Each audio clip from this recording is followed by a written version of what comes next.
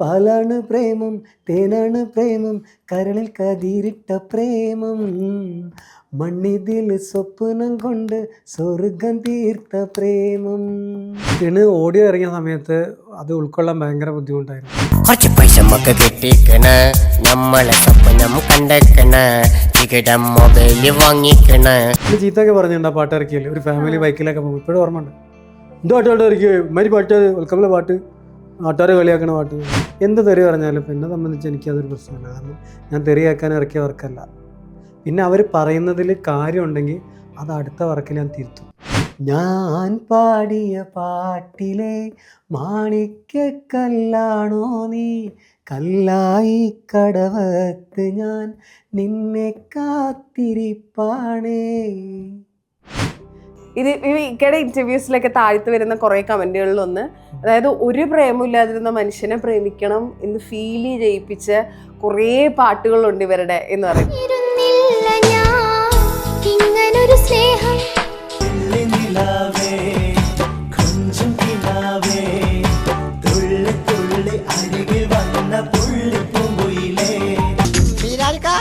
Clear അല്ലേ?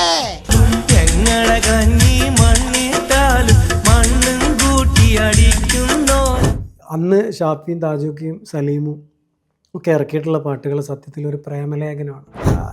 സത്യസന്ധമായിട്ട് പറഞ്ഞാൽ, നേരത്തെ പറഞ്ഞതിന് റിപ്പീറ്റ്, ആഗ്രഹങ്ങളില്ലെങ്കിൽ നമുക്ക് നല്ല സന്തോഷത്തോടുകൂടി ജീവിക്കാൻ പറ്റും. പജിൻ്റെ നെജ്ജ് കജുമലായാൽ എന്താക്കും, 501 ബാർ സോപ്പോണ്ട് ഞാൻ കേക്കും, ചക്കൻ്റെ വിളഞ്ഞ് ചുണ്ടും മലായാൽ എന്താക്കും.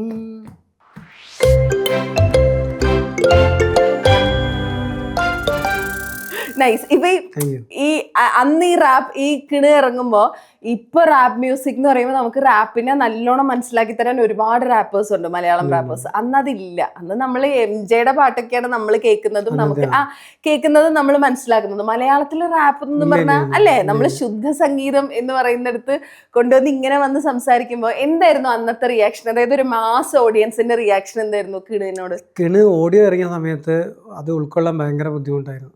പക്ഷെ അത് ഏറ്റവും കൂടുതൽ ഇഷ്ടപ്പെട്ടത് അന്ന് നമ്മുടെ കോഴിക്കോട് ഒഴിച്ചുള്ള ബാക്കിയുള്ള സ്ഥലങ്ങളിലൊക്കെ ആ പാട്ട് ഭയങ്കരമായിട്ട് അക്സെപ്റ്റ് ചെയ്തിട്ടുണ്ടായിരുന്നു. പിന്നീട് മെല്ലെ മെല്ലെ അത് കോഴിക്കോട് ആളുകൾ ഇഷ്ടപ്പെട്ട് തുടങ്ങി. പിന്നെ ചീത്തൊക്കെ പറഞ്ഞിട്ടുണ്ട് ആ പാട്ട് ഇറക്കിയല്ലേ. ഒരു ഫാമിലി ബൈക്കിലൊക്കെ പോകും. ഇപ്പോഴും ഓർമ്മ ഉണ്ട്. എന്തോ പാട്ട് ഇറക്കിയ ഇമാതിരി പാട്ട് വെൽക്കമിലെ പാട്ട് നാട്ടുകാരെ കളിയാക്കണ പാട്ട്.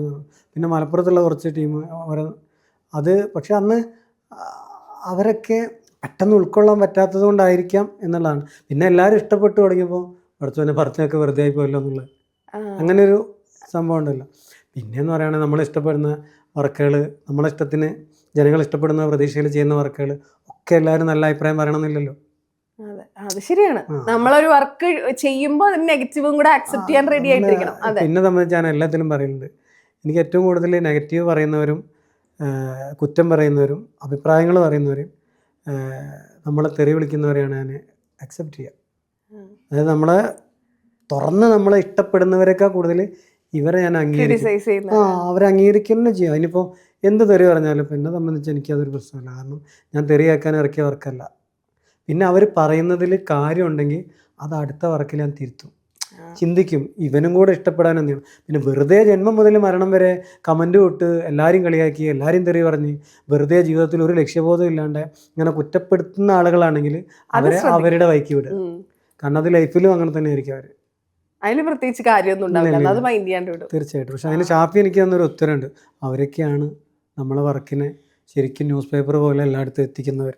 പക്ക കറക്റ്റ്. എനിക്കിപ്പോൾ ഈ അടുത്ത് ഗൾഫ് ട്രിപ്പിലാവാൻ തന്ന വലിയൊരു ഇൻഫർമേഷൻ എനിക്ക് ആ കേട്ടപ്പോൾ ഭയങ്കര സന്തോഷമായി. എന്നാൽ അവനെ കണ്ടെത്തിയ സംഭവം കറക്റ്റാണ്. അവരാണ് ശരിക്കും ന്യൂസ് പേപ്പർ പോയി.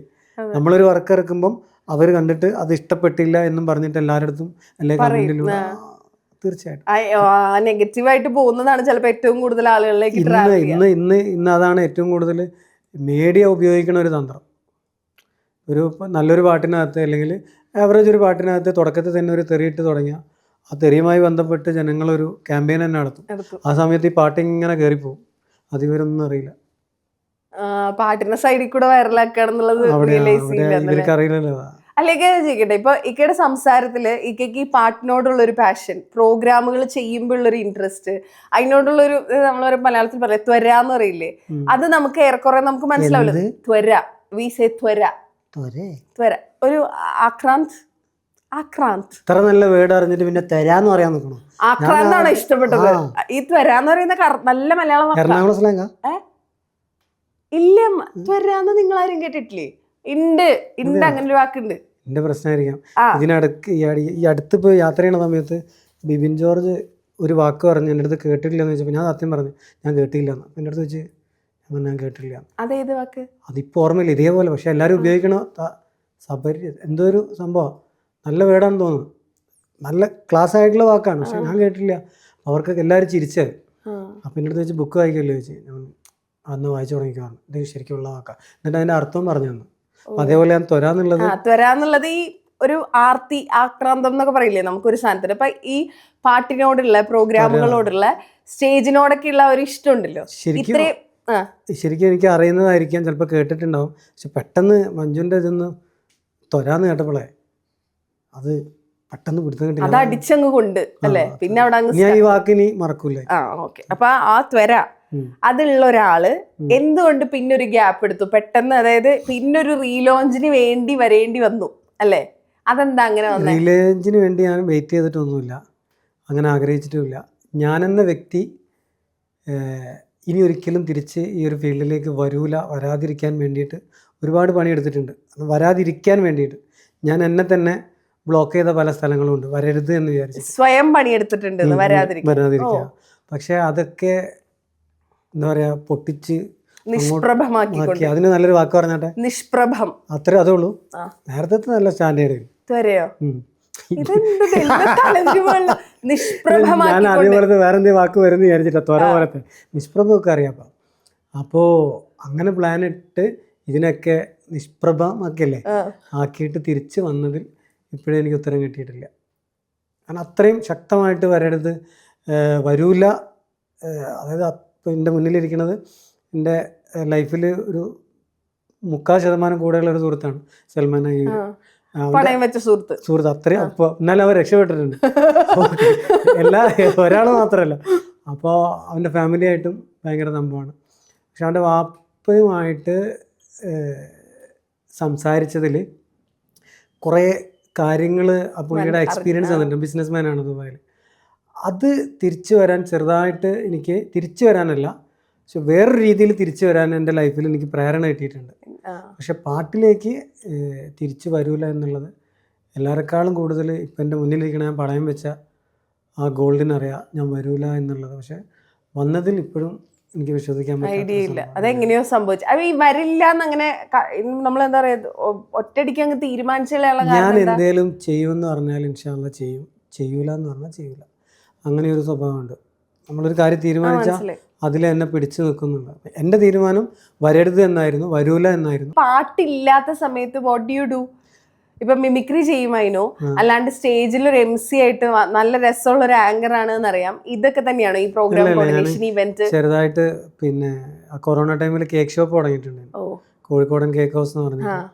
അത് 2-3 ഷോപ്പ് ഉണ്ടായിരുന്നു ആ സമയത്ത്.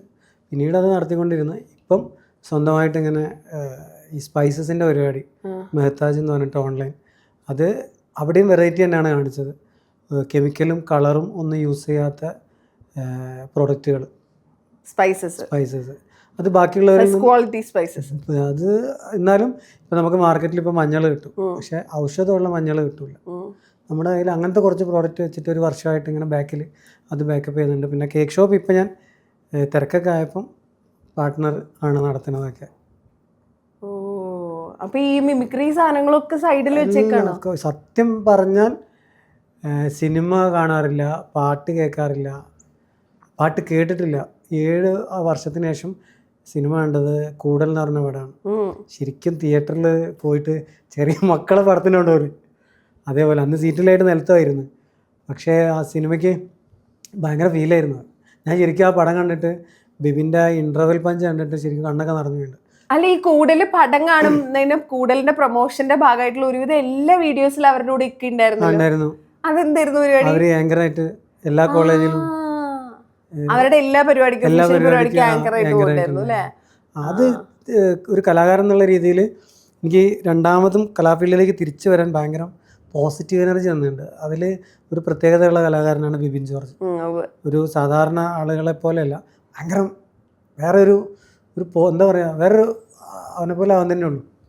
അവനെ ഉൾക്കൊണ്ട് കഴിഞ്ഞു കഴിഞ്ഞാൽ നമുക്ക് ഭയങ്കര ആ പുള്ളിക്ക് ഈ പറഞ്ഞ പോലെ ഭീകര പാഷനാണ്. റെസ്റ്റ് എടുക്കുക അങ്ങനത്തെ പരിപാടിയൊന്നുമില്ല. ഇങ്ങനെ ചാടി ചാടി ചാടി ചാടി ചാടി നിൽക്കും. വേറെ ലെവലാണ്. ഞാൻ ക്ഷീണിച്ചു, എനിക്കിപ്പോ സമയമില്ല, ആ വക പറയില്ല ഡയലോഗ്. പക്ഷെ ഞാനൊക്കെ ഇന്റർനാഷണൽ മടിയനാ. പക്ഷെ ബിബിൻ്റെ അടുത്ത് എത്തിയപ്പോൾ കുറേ കാര്യങ്ങൾ, അതിലിപ്പോൾ ഷാനു ആണെങ്കിലും ഷാഫി ആണെങ്കിലും പപ്പ എന്ന് പറഞ്ഞ ക്യാമറമാൻ ആണെങ്കിലും ആ ക്രൂ മൊത്തം പോസിറ്റീവായിട്ടുള്ള ഒരു എനർജി ഉള്ള ടീമാണ്. അതുകൊണ്ടാണ് അവരുടെ കൂടെ കൂടിയതൊക്കെ. ആ കൂടുതൽ അങ്ങ് എക്സ്റ്റെൻഡ് ചെയ്ത് രണ്ടുപേരും കൂടെ എന്താ പരിപാടിയൊക്കെ പ്ലാൻ ചെയ്യുന്നുണ്ട്. ആ കൂടലിലൂടെ ഇപ്പോൾ ബിബിൻ്റെ കൂടെ പിന്നെ ഷിബു പുലർക്കാഴ്ച എന്ന് പറഞ്ഞ എഴുത്തുകാരനും മ്യൂസിക് ഡയറക്ടറും പിന്നെ ബിബിൻ ജോർജ് ഞാനിവിടെ ചേർന്നിട്ട് ബിഗ് ബാൻഡ് തിയറി എന്ന് പറഞ്ഞിട്ട് ഒരു മ്യൂസിക് ബാൻഡ് അവതരിപ്പിക്കാൻ പോവാണ്. അതിൻ്റെ ഭാഗമായിട്ട് ഇപ്പോൾ എറണാകുളത്ത് വന്നപ്പോഴാണ് മഞ്ജുവിൻ്റെ മുന്നിലും ഗാലറീഷൻ്റെ അതിന്റെ ഇടയിലുള്ളൊരു ഗ്യാപ്പിലാണ് ഞങ്ങൾ ബിഗ് ബാങ് തിയറി. ഓക്കെ, ബിബിനും ചേട്ടനുമാണ് ലക്കിയുമാണ് അതിൻ്റെ അകത്ത് മെയിൻ സിംഗേഴ്സ്. ഓ നൈസ്. പ്രോഗ്രാം തന്നെ വെറൈറ്റിയാണ്. ഇതുവരെ നമ്മൾ കണ്ട ബാൻഡിൽ നിന്നും ഗാനമേള ടീമിൽ നിന്നും വ്യത്യസ്തമായിട്ടുള്ള ഒരു എന്റർടൈൻമെന്റ് ഷോ. അതെന്താ വെറൈറ്റി? എന്താന്ന് ഒരു ഔട്ട്ലൈൻ ഉണ്ടായോ? ഫസ്റ്റ് ഷോ നടക്കണം. ഓ ആണ്. അപ്പം അതിന്റെ റിസൾട്ട് കിട്ടും. ബിബിൻ ഈ പറഞ്ഞ മാതിരി ബിബിൻ പാടി നമ്മൾ സിനിമയിലാണെങ്കിലും അല്ലാണ്ട് ഇപ്പൊ ഇന്റർവ്യൂസിലൊക്കെ ആണെങ്കിലും ബിബിൻ പാടി നമ്മൾ കേട്ടിട്ടുണ്ടല്ലോ. നിങ്ങൾ രണ്ടുപേരും കൂടി പുതിയ പാട്ടുകൾ എഴുതി പുതിയ പാട്ടുകൾ ഇറക്കുവാണോ അതോ? പാട്ടുകൾ എഴുതിയത് ബിബിന്റെ തന്നെ കൂട്ടുകാരനാണ് ഷിബു പുലർക്കാഴ്ച. ആ പുള്ളി വെടിക്കെട്ട് എന്ന് പറഞ്ഞ സിനിമേന്റെ മ്യൂസിക് ഡയറക്ടറാണ്. അത്യാവശ്യം നല്ല ലിറിക് റൈറ്ററാണ്. നല്ലോണം പാടും ചെയ്യും. നാടൻ പാട്ടാണ് കൂടുതൽ. പിന്നെ ബിബിനെ സംബന്ധിച്ച് ബിബിൻ എല്ലാ പാട്ടുകളും പാടും. അതിന്റെ വോക്കൽ അടിപൊളിയാണ്. പിന്നെ സംബന്ധിച്ച് ഞാൻ ആങ്കറും ചെയ്യും, മിമിക്രിയും ചെയ്യും, പാട്ടും പാടും. അപ്പം മൊത്തത്തിലൊരു സ്പെഷ്യൽ ഒരു ദീപാവലി മുട്ടായി. അതിൽ കുറച്ചൊരു വെറൈറ്റി കൊണ്ട് ഉൾക്കൊണ്ട് ഒരു ബാൻഡ് സെറ്റപ്പ് ചെയ്യുമ്പോൾ ആളുകൾ ഇഷ്ടപ്പെടുന്നുള്ളത് ഉറപ്പാണ്. ഈ ലൈവ് പെർഫോമൻസസ് എന്ന് പറയുമ്പോൾ ഇപ്പോൾ സോഷ്യൽ മീഡിയയിൽ നമുക്ക് നമ്മളൊരു പെർഫോമൻസ് ചെയ്ത് അതിൽ നിന്ന് കിട്ടുന്ന കമന്റുകളെക്കാളും ലൈവായിട്ട് അപ്പപ്പോൾ അടിക്കടിക്ക് കിട്ടുകയാണല്ലോ കമന്റുകളും റിവ്യൂസും. ശരിക്കും ഡേഞ്ചറാണ് അത്. പേടിയോട് കൂടി അവതരിപ്പിക്കണം.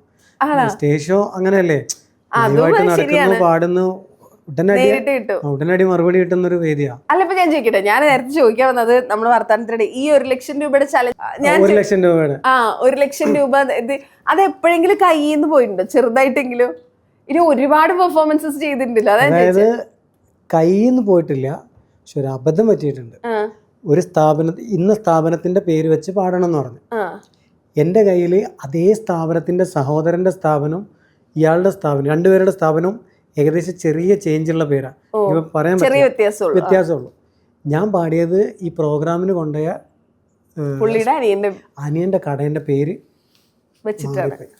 അതോടുകൂടി അങ്ങനെ ഒരു പ്രശ്നം. 1 ലക്ഷം രൂപ കൊടുത്താ ഞാനല്ല, ഇത് കിണ്, അത് പേര് മാറിപ്പോയതല്ലേ. മാത്രമേ ലൈഫിൽ ഒരു അബദ്ധം പറ്റിയിട്ടുള്ളൂ.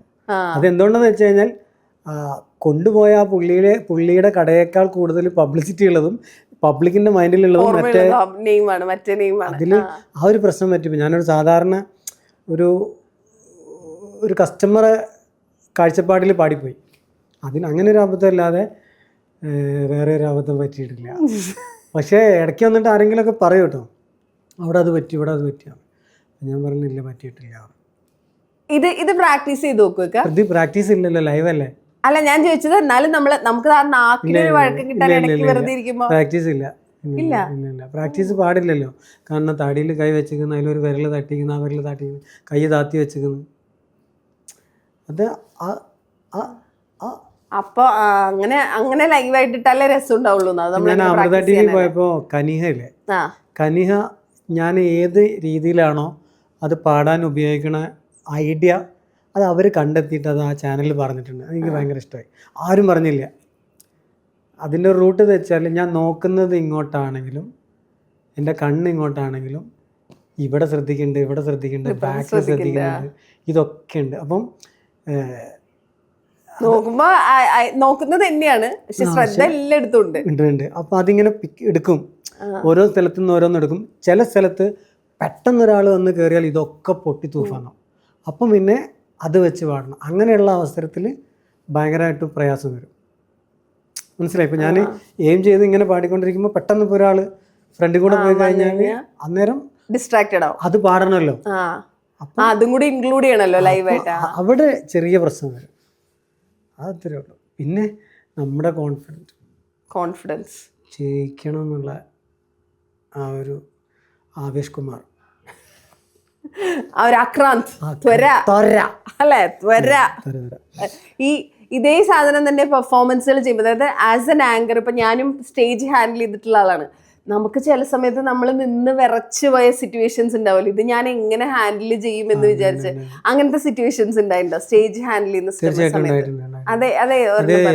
ഈ കോളേജിലൊക്കെ പ്രോഗ്രാമിന് പോയാൽ കോളേജിലെ പിള്ളേർ ഏറ്റവും ഡേഞ്ചർ. നമ്മൾ എവിടെയെങ്കിലും ഒരു ചെറിയ നമ്മൾ പോണ സ്ഥലത്തൊക്കെ ഒന്നുകിൽ സിംഗർ വരാൻ നേരം പോകും, പാടിക്കഴിഞ്ഞാൽ ചിലപ്പം കേബിൾ പ്രശ്നം വരും, സൗണ്ടിൻ്റെ പ്രശ്നം വരും. ഈ സമയത്ത് പക്ക കൂക്ക് വരും. ആ സമയത്ത് കൂക്ക് വരാതിരിക്കാൻ വേണ്ടിയിട്ട് എന്ത് ചെയ്യാൻ പറ്റുമോ അത് ആ സമയത്ത് തിങ്ക് ചെയ്തിട്ട് അന്നേരം പ്രസൻറ്റ് ചെയ്യും. ചിലപ്പം നമ്മൾ പ്രതീക്ഷിക്കാത്തതായിരിക്കും ചെയ്യുക.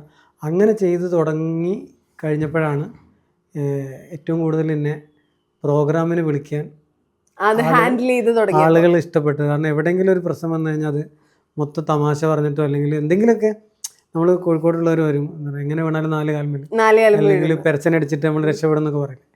അപ്പോൾ അതേപോലെ അങ്ങനെ ചെയ്യും. അത് ഭയങ്കര ഇഷ്ടമാണ്. എവിടെയെങ്കിലും ഒരു എന്തെങ്കിലും ഒരു പ്രശ്നം വന്നെന്ന് കണ്ടു കഴിഞ്ഞാൽ അവിടെ കയറിയിട്ട് നേരെ അത് ഹാൻഡിൽ ചെയ്യാനുള്ളൊരു ഇഷ്ടമുണ്ട് അതിനോട്.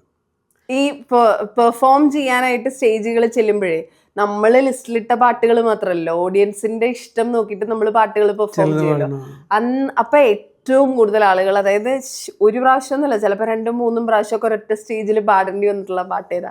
അങ്ങനെ പാടിയതിൽ ദിലേ ഫാത്തിമ ഭയങ്കരമായിട്ട് റിപ്പീറ്റ് പറയുന്നുണ്ട്. ഇപ്പം നമ്മൾ ടീം ഉണ്ടെങ്കിലും ഇല്ലെങ്കിലും പറയുന്നുണ്ട്. പിന്നെ ചില സ്ഥലത്ത് ഞാൻ പാടുന്നത് കറക്റ്റാണോ എന്തെങ്കിലും ഉടായ്പാണോ എന്ന് കണ്ടെത്താൻ വേണ്ടിയിട്ട് കിണ് 2 പ്രാവശ്യം പാടിക്കും. അത് ഗൾഫിൽ അങ്ങനെ നടന്നിട്ടുണ്ട്. പിന്നെ ഒരുവിധം സ്ഥലത്തൊക്കെ പോയി കഴിഞ്ഞാൽ റിപ്പീറ്റ് അടുപ്പിക്കുന്നുണ്ട്. എന്നെ സംബന്ധിച്ച് റെക്കോർഡ് ചെയ്ത് വെച്ച് പാടുന്നതാണോ എന്നൊക്കെ ഡൗട്ട് അടിച്ചിട്ടല്ല. അല്ല, ഞാൻ ഈ നേരത്തെ മഞ്ജു പറഞ്ഞ പോലെ പ്ലാൻ ഇട്ടിട്ട് ഇതൊക്കെ ആദ്യം പഠിച്ചു വെച്ച് പറയാണോ എന്നുള്ളത് അങ്ങനെ. അപ്പോൾ അങ്ങനെ പാടിപ്പിക്കണതുണ്ട്. അല്ലാതെ റിപ്പീറ്റ് അങ്ങനെ പാടിപ്പിക്കാൻ മാത്രമുള്ള പാട്ടുകളൊന്നും ഇല്ലല്ലോ. അങ്ങനെ ഒന്നും പറഞ്ഞു പാടിക്കൊന്നുമില്ലേ ഇല്ല ആൾക്കാര്? എന്നാലും ആവശ്യപ്പെടും ചില പാട്ട്. അതാ ഞാൻ ചോദിച്ചത്, അങ്ങനെ ആളുകൾ റിക്വസ്റ്റ് ചെയ്യുന്ന പാട്ട് ഏതാ? അത് കല്ലായി പാടോ? എനിക്കറിയാം റിപ്പീറ്റ് ആണ്, പക്ഷെ എന്നാലും പാടിക്കാണ്ട് വിട്ട് ഞാൻ പറഞ്ഞില്ല എനിക്ക് ഇടി കിട്ടൂലേ. ഞാൻ ഒരു കാര്യം പറയട്ടെ, എനിക്കത് മനസ്സിലാക്കി വെച്ചോ. ഈ റീലോഞ്ച് കഴിഞ്ഞിട്ട് ഇനി ഇങ്ങനെ ഇന്റർവ്യൂസ് വരുമല്ലോ, അവിടെ ഒക്കെ പോയിട്ട് നിങ്ങൾ എത്ര ഇത് തന്നെയല്ലേ പാടിക്കണേ എന്ന് ചോദിച്ചാൽ ഇത് പാടേണ്ടി വരും. നമുക്കൊന്നും ചെയ്യാൻ പറ്റൂല. And you are lucky in that case. ഇപ്പൊ ദാസേട്ടൻ വന്നിട്ട് നമ്മൾ ഹരിമുരളിരവ എന്തെങ്കിലും പാടാൻ പറയൂലേ, ഗംഗയെ പാടാൻ പറയൂലേ, അതുപോലൊക്കെ ഉള്ളൂ. ഞാൻ ഒരു കാര്യം ചെയ്യാം, എന്തെങ്കിലും ഒരു വെറൈറ്റി വേണ്ടേ. ആ പാട്ട് ഇറക്കിയ സമയത്ത് പിന്നെ അതിന്റെ മറുപടി ചെയ്തിട്ടുണ്ടായിരുന്നു. രഹനത്തെയാണ് പാടിയത്. ആ പാട്ടാണ് തുടക്കം പാടാം. ചിലപ്പോൾ കേൾക്കാത്തവരുണ്ടെങ്കിൽ ഒരു രസമല്ലേ. അതിന്റെ ഫീമെയിൽ വെർഷനാണ് പാടുന്നത്. അപ്പം ഞാൻ പാടുന്നത് ആ ലിറിക്കായിട്ട് സാമ്യപ്പെടുത്തിയാൽ മതി. നീ കുറച്ച് നേരം ഇടക്ക്. അക്കരെ നിന്നൊരു മണിമാരൻ, ഞാൻ കാത്തിരുന്നൊരു പൂമാരൻ, ഇത്തിരി നേരം കൊണ്ടെൻ്റെ മനസ്സിൽ മണിയറ തീർത്തവനെ, ഞാൻ പാടിയ പാട്ടിലെ മാണിക്കല്ലാണോ നീ, കല്ലായി കടവത്ത് ഞാൻ നിന്നെ കാത്തിരിപ്പാണേ, കണ്ണിലിതെന്നും നിൻമുഖമാ, ചുണ്ടിലിതെന്നും തേനിശല, കവിതകളെഴുതും നേരം ഞാൻ പുഞ്ചിരി മാത്രം കാണുന്നു, വെള്ളി നിലാവിൽ മിന്നും പോലെ, വെള്ളി നിലാവിൽ മിന്നും പോലെ, കാഞ്ചനവനിയില രാജകുമാരി. അത് അതിന്റെ റിപ്ലൈ ആയിട്ട് ഇറക്കിയ പാട്ട്. ഞാൻ എന്താണോ ആ പാട്ടിൽ ചോദിച്ചത് അതിന്റെ മറുപടി ആയിട്ട് രണ്ടാമത്തെ പാടി. ആ പാട്ട് എനിക്ക് ഭയങ്കര ഇഷ്ടമുള്ള പാട്ടാണ്. ഇത് ഇക്കടെ ഇന്റർവ്യൂസിലൊക്കെ താഴ്ത്തു വരുന്ന കുറെ കമന്റുകളിലൊന്ന്, അതായത് ഒരു പ്രേമമില്ലാതിരുന്ന മനുഷ്യനെ പ്രേമിക്കണം എന്ന് ഫീൽ ചെയ്യിപ്പിച്ച കുറേ പാട്ടുകളുണ്ട് ഇവരുടെ എന്ന് പറയുന്നത്. അതായത് നമ്മുടെയൊക്കെ ഒരു ബിഗിനിങ് സ്റ്റേജിൽ നമ്മളിങ്ങനെ പയ്യെ വലുതായി തുടങ്ങുന്ന സമയത്ത് നമ്മൾ കേൾക്കുന്നത് ഈ പാട്ടുകളാണല്ലോ. അപ്പൊ നമ്മുടെ ഉള്ളിലേക്ക് ഈ പ്രണയം എത്തിക്കുക എന്നുള്ളതാണ് നിങ്ങളുടെ പാട്ടുകളോട് മിക്കവാറും സംഭവിച്ചിട്ടുള്ളത് കുറെയൊക്കെ. അപ്പൊ അന്ന് ചില ആളുകളെങ്കിലും ഉണ്ടാവുമല്ലോ കുറെ കാലങ്ങൾക്ക് ശേഷം കഴിഞ്ഞ് കാണുമ്പോൾ അന്ന് ഞാൻ പ്രേമിച്ചു തുടങ്ങിയത് ഈ പാട്ട് കേട്ടിട്ടാണ്, അന്ന് എനിക്ക് അങ്ങനെ പറഞ്ഞിട്ടില്ലേ? അങ്ങനെ ഏതെങ്കിലും ഒരു ഇൻസിഡന്റ് ഓർമ്മ? അതിനകത്ത് എന്നെ സംബന്ധിച്ച് എനിക്ക് ഇഷ്ടമുള്ള ഒരു സംഭവം എന്ന് വെച്ചാൽ എല്ലാവരുടെ ലൈഫിലെ വ്യത്യസ്തമായിട്ടുള്ള അനുഭവങ്ങൾ കേൾക്കാൻ ഇഷ്ടമാണ്. അങ്ങനെ കേട്ടതിൽ പലർക്കും ആ ടൈമിൽ അന്ന് ഷാഫിയും താജുക്കിയും സലീമും ഒക്കെ ഇറക്കിയിട്ടുള്ള പാട്ടുകൾ സത്യത്തിൽ ഒരു പ്രേമലേഖനമാണ്. അതെ, അതായത് പാട്ടിലൂടെ നമ്മുടെ ഇഷ്ടങ്ങൾ പറയാനും കൈമാറാനുമുള്ള ഒരു മീഡിയ ആയിട്ടാണ് അന്ന് ഉപയോഗിച്ചത്. അതിൽ പല രീതിയിലും നമ്മൾ ഇഷ്ടപ്പെട്ടതും പ്രണയിച്ചവരും അതിലിപ്പോൾ എൻ്റെ അടുത്ത് ഈ അടുത്തിപ്പോൾ എനിക്ക് ഇൻസ്റ്റയിൽ വന്ന മെസ്സേജിൽ എൻ്റെ നമ്പർ ചോദിച്ചിട്ട് ചോദിച്ച ആൾ തന്നെ അദ്ദേഹത്തിൻ്റെ നമ്പർ കൊടുത്തിട്ട് കുറേ വർഷം അയാളുമായിട്ട് പ്രണയത്തിലെത്തുന്ന രീതിയിലേക്ക് എത്തി. അവസാനം കല്യാണം കഴിക്കണം എന്ന് പറഞ്ഞപ്പോൾ ഈ പുള്ളി തുറന്നു പറഞ്ഞ് ഞാൻ ആളല്ല, നിങ്ങൾ നമ്പർ ചോദിച്ച ആൾ തന്നെയാണ് ഞാൻ എന്ന് പറയുന്ന ആ ഒരു അനുഭവം ഒരുപാട് പേർക്ക് ഉണ്ടായിട്ടുണ്ട്. അതുമായിട്ട് കറക്റ്റ് അതേപോലെ സാമ്യത ഇല്ലെങ്കിലും അതുപോലത്തെ കുറേ ആളുകൾ പല വ്യത്യസ്തമായിട്ടുള്ള നമ്പറിൽ വിളിച്ചിട്ടും തെറ്റിദ്ധരിക്കപ്പെട്ടിട്ട് പ്രണയിച്ചവരുണ്ട്. പിന്നെ ഓരോരുത്തർ ഇപ്പം തുറന്നു പറയാമോ കല്യാണമൊക്കെ കഴിഞ്ഞിട്ട് കുറച്ച് കുട്ടികളൊക്കെ ആയിട്ട് ഹസ്ബൻഡായിട്ട് ഫാമിലി ആയിട്ട് ജീവിക്കുന്നവർ ഹസ്ബൻഡിൻ്റെ മുന്നേ തന്നെ ഞാൻ കല്യാണം കഴിക്കാൻ ആഗ്രഹിച്ച വ്യക്തിയാണിത്. കമന്റുകൾ നോക്കിയിട്ടുണ്ടോ? എന്റെ ആ കാലത്തെ ക്രഷായിരുന്നു ഈ മനുഷ്യൻ എന്നൊക്കെ പറഞ്ഞ എന്തോരം കമന്റ് ഉണ്ടെന്നറിയോ? അതിനകത്ത് വൈഫ് ടീച്ചറാണ്, വൈഫിൻ്റെ കൂടെ വർക്ക് ചെയ്യുന്നുള്ള ടീച്ചർ കല്യാണം കഴിക്കാൻ ആഗ്രഹിച്ചിട്ടുണ്ടെന്ന് വൈഫ് അറിഞ്ഞു കഴിഞ്ഞപ്പോഴുള്ള ഒരു സന്തോഷമൊക്കെ എനിക്ക്. ഭാര്യ എന്ത് ചെയ്തു? ഇല്ല, ഇതൊക്കെ നമ്മളിപ്പോൾ അത് കേട്ടെന്ന് വിചാരിച്ചിട്ട് ഒന്നും സംഭവിക്കാൻ പോകുന്നില്ലല്ലോ. ഇഷ്ടങ്ങളല്ലേ, ആഗ്രഹങ്ങളും അല്ലെങ്കിൽ ഒരാളുടെ സങ്കല്പങ്ങളും. എനിക്ക് എൻ്റെ കല്യാണം കഴിഞ്ഞിട്ടുണ്ടെങ്കിലും എനിക്ക് കല്യാണം കഴിക്കാൻ ഇഷ്ടപ്പെടുന്നവർ ഒരുപാട് പേരുണ്ടാവില്ലേ. നമ്മുടെ ആഗ്രഹങ്ങളാണ്, ഇഷ്ടങ്ങളാണ്. അത് വിചാരിച്ച് അത് ഇതേപോലെ അനുഭവിച്ച് ആസ്വദിച്ച് വരുന്ന ലൈഫല്ലല്ലോ. നമുക്ക് എന്തും ഇഷ്ടപ്പെടാനും. ഇപ്പൊ നമ്മള് നിങ്ങളുടെ പാട്ടുകൾ കേട്ട് നമ്മൾ പ്രണയിച്ചു എന്ന് പറയുമ്പോൾ നിങ്ങളിൽ എന്തോരം പ്രണയം ഉണ്ടാവും നമ്മൾ ആലോചിക്കുമല്ലോ. അവിടെയാണ് നമ്മൾ തമ്മിൽ പ്രശ്നം വരിക. പ്രണയം എന്ന് പറയുന്ന സംഭവത്തിൽ ഞാൻ സത്യസന്ധമായിട്ട് പറഞ്ഞാൽ ഇതുവരെ പെട്ടിട്ടില്ല. അങ്ങനെ ഒരു ഭാഗ്യം ഉണ്ടായിട്ടില്ല. ഇവിടുന്ന് അങ്ങോട്ട് ഇനി ഉണ്ടാവില്ല. അത് എന്തുകൊണ്ടാണ് പിന്നെ വൈഫിനോട് പോലും പറയുമ്പം വൈഫ് എത്രത്തോളം വിശ്വസിക്കുമെന്ന് എനിക്കറിയില്ല. അങ്ങനെ ഒരു സംഭവം ഉണ്ടായിട്ടില്ല. സുഹൃത്തുക്കളുണ്ട്, ചങ്കായിട്ടുള്ള ഒരുപാട് കണക്ഷനുകൾ ഒരുപാടുണ്ട്. പക്ഷെ അതിനകത്ത് പ്രണയം എന്ന് പറയുന്ന ആ ഒരു സംഭവം. അപ്പൊ ഇതിന്റെ ഒക്കെ ഒരു ഇൻസ്പിറേഷൻ എവിടെ നിന്ന്? അതായത് അത്രയും പ്രണയമുള്ള പാട്ടുകൾ എഴുതണമെങ്കിൽ അയാളുടെ ഉള്ളിൽ പ്രണയം വേണല്ലോ. എഴുതിയിട്ടില്ലല്ലോ. എന്നാലും ഇത് പറയുമ്പോ എഴുതാൻ പറഞ്ഞു കൊടുക്കും, ഇന്നതാണ് വേണ്ടത്, ഇന്ന പ്രണയമാണ് വേണ്ടത്. ഇപ്പൊ ഞാൻ ഏകദേശം അവസാനം പാടിയ ഒരു പാട്ടുണ്ട് പെരുത്തിഷ്ടം എന്ന് പറഞ്ഞിട്ട്. സ്വർഗത്തിൻ തട്ടിലിരുന്ന് കിന കാണാൻ എന്തു രസം, കിന കണ്ട നിന്നെ കാണാൻ അതിലും രസം, അതിലും രസം. പക്കാ അടിപൊളി പ്രണയമാണ്. അപ്പോൾ ഈ പ്രണയം ഞാൻ പറഞ്ഞു കൊടുത്തത് ഞാൻ കേട്ടിട്ടുള്ള എൻ്റെ സുഹൃത്തിൻ്റെ അറിഞ്ഞിട്ടുള്ള ഒരു പ്രണയത്തെ ഞാൻ പറഞ്ഞു കൊടുത്തു. എപ്പോഴും അതിന് ഒരു കടമെടുക്കൽ സമ്പ്രദായം ഉണ്ട്. കേട്ടിട്ടുള്ള സ്റ്റോറീസ് അതേപോലെ എനിക്ക് ഓരോരുത്തർ പറയുന്ന ആ സംഭവങ്ങൾ ക്യാച്ച് ചെയ്തിട്ട് പറയുന്നത്.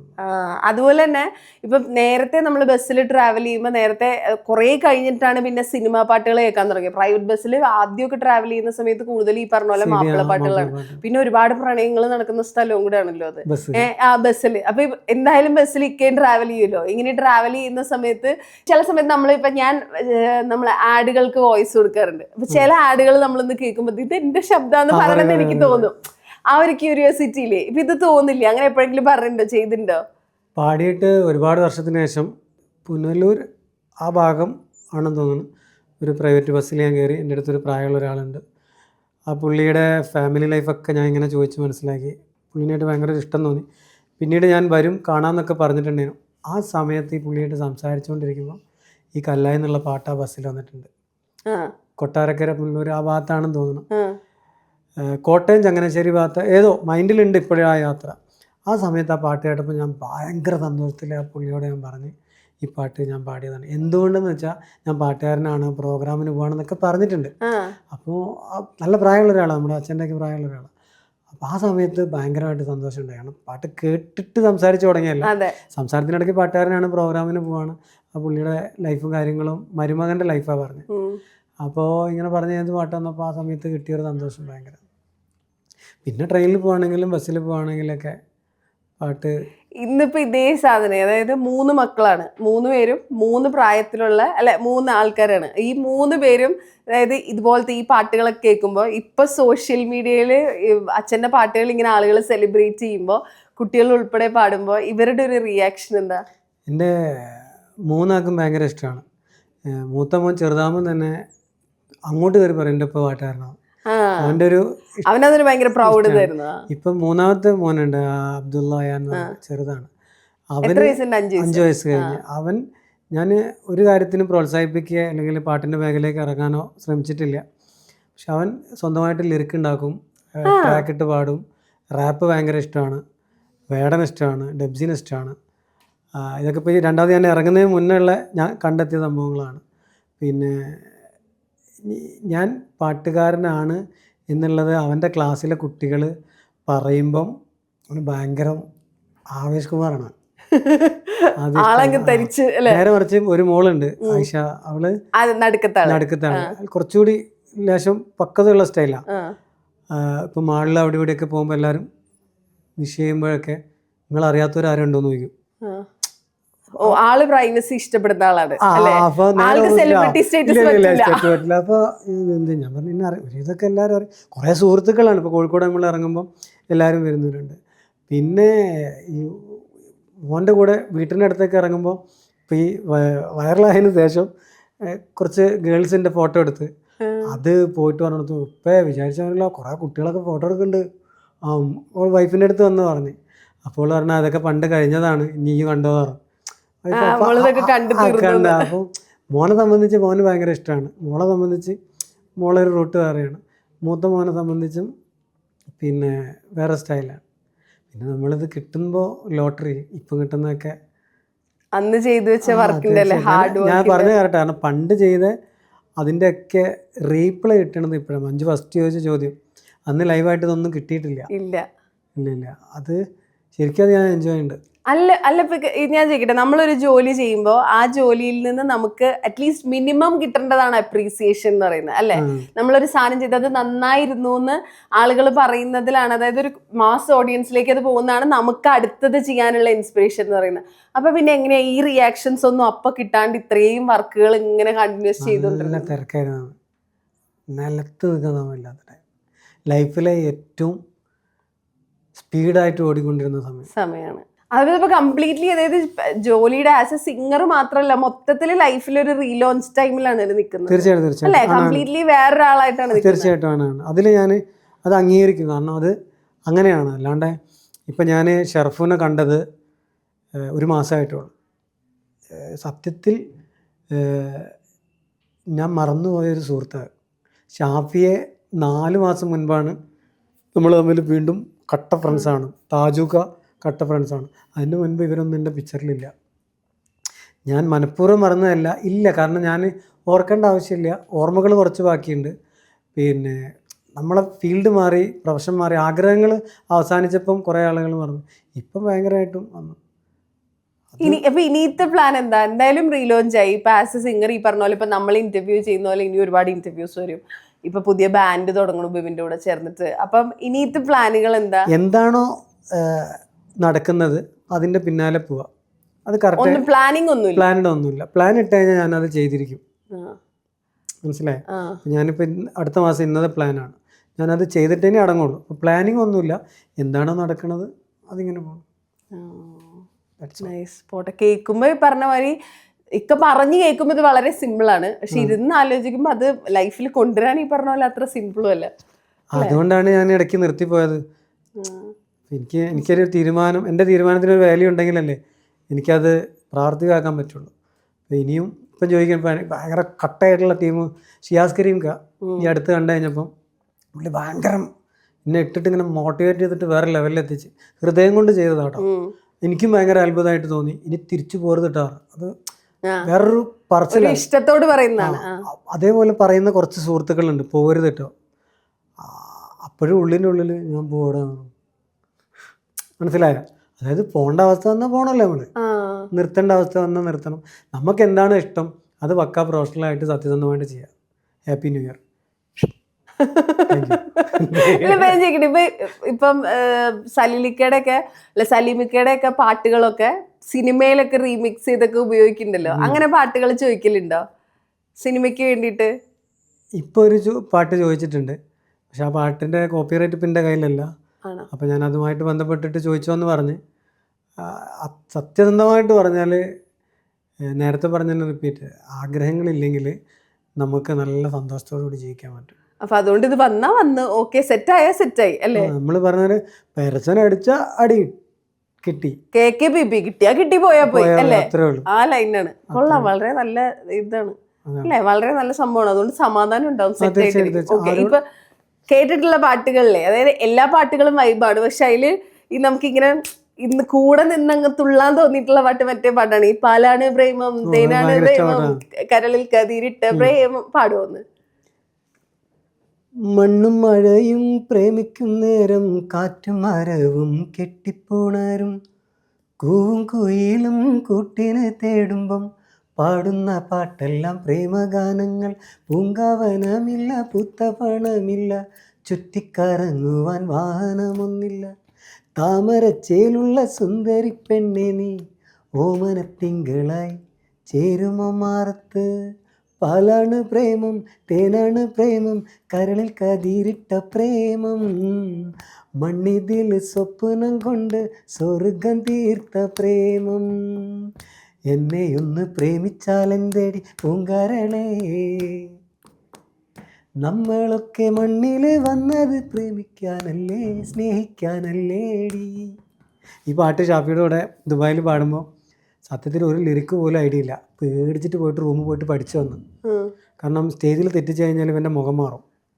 അതുപോലെ ഷാഫി അക്കാര്യത്തിലൊക്കെ ഭയങ്കര പെർഫെക്ഷനാണ്. അത് സെറ്റ് ചെയ്തിട്ട് വന്നാൽ മതി. അപ്പം ഒരു പാട്ടും മൈൻഡിലില്ല, ആകെ ഓർമ്മയുള്ളത് കല്ല, എന്നാലും അത് തെറ്റിക്കുകയും ചെയ്യും. അപ്പം അതിൽ വേഗം പാടിച്ചെന്ന്. എന്നാലും ഇപ്പം ഞാൻ ഒരു ദിവസം തെറ്റിക്കാതെയൊക്കെ അത് ഒട്ടുമിക്ക ഇന്റർവ്യൂവിൽ എല്ലാ പാട്ടിലും ഏതെങ്കിലും ഒരു വരി അങ്ങോട്ടും ഇങ്ങോട്ടും മാറ്റിയിട്ടുണ്ട്. അയ്യോ അത് സമ്മതിക്കണം കേട്ടോ. ഞാനത് ഈ പാട്ടുകാർ പാടുമ്പോഴൊക്കെ ആലോചിച്ചിട്ടുണ്ട്, ഇവരിത് മുഴുവൻ ഓർത്ത് പാടണ്ടേ? നമ്മള് റാൻഡം ആയിട്ടാണല്ലോ ചോദിക്കുന്നത് അല്ലെ? നമ്മൾ കേട്ടിട്ട് നിങ്ങളിത് ഇങ്ങനെ പാടിക്കൊണ്ടേ ഇരിക്കണ്ടേ ലിറിക്സ് തെറ്റാണ്ട്. എന്തായാലും ഇന്റർവ്യൂ ഓൾമോസ്റ്റ് വൈൻഡ് അപ്പ് ചെയ്യുമ്പോൾ ഇപ്പൊ നേരത്തെ ഡ്രീംസ് എന്താണ് ഇനിയുള്ള പ്ലാൻ എന്ന് വെച്ചപ്പോൾ ഒരു പ്ലാനും ഇല്ല, പോണ പോലെ അങ്ങ് പോട്ടെ എന്ന് പറഞ്ഞത്. അത് പോണത് നല്ല വൃത്തിയായിട്ട് സന്തോഷത്തിൽ ആരോഗ്യത്തിൽ പോയിക്കോട്ടെ. ഓക്കെ, അങ്ങനെ തന്നെ പോട്ടെ. അപ്പൊ ബാൻഡിന്റെ പാട്ടുകൾ ലൈവ് പെർഫോമൻസസ് വരുമ്പോൾ ഞങ്ങളൊക്കെ അറിയല്ലോ, അപ്പൊ വന്ന് കാണാം ബിബിന്റെ ഒക്കെയുടെ പാട്ടുകൾ. ഓക്കെ, അപ്പൊ എല്ലാം പറഞ്ഞ പോലെ thank you so much and all the best. Thank you so much. Thank you. അപ്പോൾ എന്തായാലും ദ സൗണ്ട് എന്ന് പറഞ്ഞ പരിപാടിയിൽ മഞ്ജുവിൻ്റെ കൂടെ ഇങ്ങനെ ഇരുന്നിട്ട് വേറെ ഒരു ലോകത്തേക്ക് എത്തിച്ചതിൽ, കുറേ നല്ല രീതിയിൽ നമുക്ക് ഇഷ്ടപ്പെട്ട കാര്യങ്ങൾ സംസാരിക്കാനുള്ള ആ ഒരു വൈബ് ഉണ്ടാക്കിയെടുത്തതിൽ ഒരുപാട് സന്തോഷം. ഈ പരിപാടിയുമായിട്ട് ബന്ധപ്പെട്ടിട്ടുള്ള എല്ലാ പ്രിയപ്പെട്ടവർക്കും എൻ്റെ ഹൃദയത്തിൽ നിന്ന് ഒരുപാട് സന്തോഷം, നന്ദിയും കടപ്പാടും. ഇനിയിപ്പം പുതിയ ആൽബം എന്താക്കും എന്നുള്ള പേരിൽ ഇറങ്ങിയിട്ടുള്ള ആൽബമാണ് എന്താക്കും. അത് ആദ്യം കണ്ടെത്തിയ സംഭവമാണ്. അത് വർക്ക് ചെയ്യുന്ന സമയത്ത് തന്നെ അതൊക്കെ ആളുകൾ പ്രതീക്ഷിക്കുന്നുണ്ട്. അവന്റെ പോസ്റ്റർ വരുമ്പോൾ, പേര് വരുമ്പോൾ എന്തെങ്കിലും ഒരു വ്യത്യാസം ഉണ്ടാവുന്നില്ലേ? എന്തെങ്കിലും ഒരു അത് പണ്ട് ചെയ്ത വർക്കിലൊക്കെ ഉണ്ട്. അപ്പം അത് കറക്റ്റ് ആ പേര് കൊള്ളാട്ടോ, എൻ്റെ ഈ ഒരു ഐഡിയ കൊള്ളാന്ന് പറഞ്ഞപ്പം 2 പേരുകളാണ് അതിൽ. ഈ പേര് സെലക്ട് ചെയ്തത് ബിബിൻ ജോർജാണ്. ഞാൻ 2 പേരുകൾ എന്താക്കുന്നുള്ളത് കാറിൽ യാത്ര ചെയ്യണമത്തെ തൊടുപുഴ അല്ലസർ കോളേജിലേക്ക് പോകുന്ന വയ്ക്കാൻ ചോദിച്ചു. പിന്നെ അടുത്ത് പറഞ്ഞാൽ എന്താക്കുമെന്ന് ഇട്ടാൽ മതി. അപ്പോൾ ഞാൻ പറഞ്ഞിങ്ങനെ എഴുതി കാണിച്ചു കൊടുത്ത്. അപ്പോൾ ഇത് ഞാൻ ഇടാൻ പോയത് വേറൊരു പേരായിരുന്നു, പക്ഷെ അത് ഇടാതിരുന്നത് നന്നായി. പക്ഷേ ഈ പേരിനകത്ത് ആളുകൾ ഭയങ്കര ഇഷ്ടപ്പെട്ട് കഴിഞ്ഞപ്പോൾ ഭയങ്കര സന്തോഷമായി. പഴയ പാട്ടുകളെ അത്ര അല്ലെങ്കിൽ പുതിയ പാട്ടുകളോട് കടപിടിക്കുന്ന രീതിയിലുള്ള പാട്ടുകളല്ലെങ്കിലും എന്നിൽ നിന്നും പ്രതീക്ഷിച്ച അത്രയ്ക്കില്ലെങ്കിലും കുറച്ചെങ്കിലും ആ പാട്ട് ഒരുപാട് ആളുകളുടെ മെസ്സേജ് കണ്ടപ്പോൾ ഭയങ്കരമായിട്ട് ഒരു സന്തോഷം തോന്നിയിട്ടുണ്ട്. ഇനിയിപ്പോൾ അതിൻ്റെ വീഡിയോ ഒക്കെ ഇറങ്ങുമ്പോൾ കൂടുതൽ കളർഫുള്ളായിട്ട് മാറും. ഇത്രയും കാലം ഇഷ്ടപ്പെട്ടതുപോലെ പ്രോത്സാഹിപ്പിച്ചതുപോലെ ഈ എന്താക്കും എന്നുള്ളതിനെക്കുറിച്ച് ഞാനിപ്പോൾ എന്താക്കും എന്നുള്ള ചിന്തയിലാണ്. അപ്പോൾ നിങ്ങൾ എന്തെങ്കിലുമൊക്കെ എന്താക്കി തരണം, എന്തെങ്കിലുമൊക്കെ ആക്കണം. അപ്പോൾ എന്തായാലും പിന്നെ ഈ കുറേ ഇൻ്റർവ്യൂവിൽ നമ്മൾ പഴയ പാട്ടുകളൊക്കെ പാടിയതിൽ നമുക്ക് ഈ ഒരു പരിപാടിയിൽ ഫസ്റ്റ് പുതിയ ലേറ്റസ്റ്റ് പേരെന്തായിരുന്നു? എന്താക്കും പാടാം അല്ലേ? ഇവരെല്ലാവരും കൂടെ ഇപ്പോൾ ആലോചിക്കണം അന്ന എന്താക്കും എന്നുള്ള.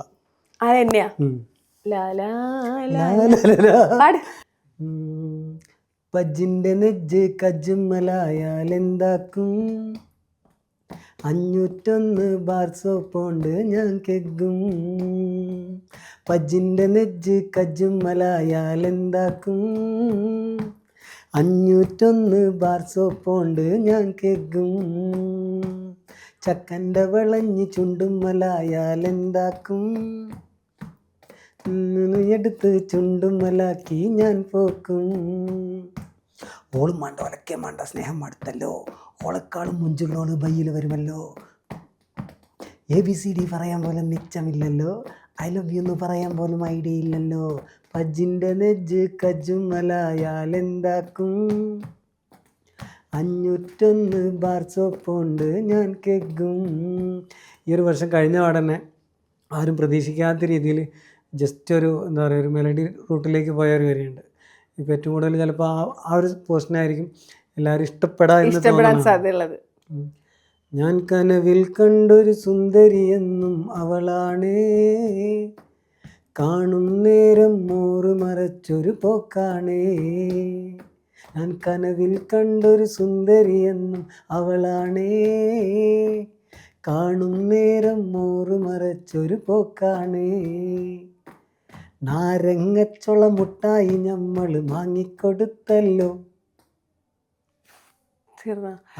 ഒരാണും ഒരു പെണ്ണുമാണ് ഇതിൻ്റെ അകത്തുള്ള സെലിബ്രിറ്റീസ് രണ്ടുപേര് അല്ലേ? അങ്ങനെയല്ലേ? ഈ പാട്ട് സത്യത്തിൽ 3 വെർഷനുണ്ട്. മെലഡിയും ഉണ്ട്, കോമഡിയും ഉണ്ട്, റാപ്പും ഉണ്ട്. മഞ്ജു അത് ഫുള്ള് കേട്ട് കഴിഞ്ഞാൽ മനസ്സിലാവും. 3 പാട്ടിൻ്റെ ട്രീറ്റ്മെൻറ്റ് ഒറ്റ പാട്ടിൽ ഉൾപ്പെടുത്തിയിട്ട് ഒരു പുതിയ സ്റ്റൈൽ പരീക്ഷയാണ്. അപ്പോൾ ഇതിനകത്ത് ചിലപ്പം 2 നടനും 2 നായികന്മാരും വരും, ചിലപ്പോൾ ഒരു നടനും ഒരു നായികയും വരും. അവരെ വേറെ 2 സ്റ്റൈലിലേക്ക് നമ്മൾ സെറ്റ് ചെയ്യുമായിരിക്കും. അപ്പൊ മൊത്തം 4 പേര്. ഓക്കെ. ബന്ധാക്കുല് വരാനുള്ള 2 സെലിബ്രിറ്റീസ് ആരാന്ന് വേണമെങ്കിൽ ഇപ്പൊ പറഞ്ഞോട്ടോ. വേണ്ട വേണ്ട വേണ്ട എന്നാ വേണ്ട. Thank you guys.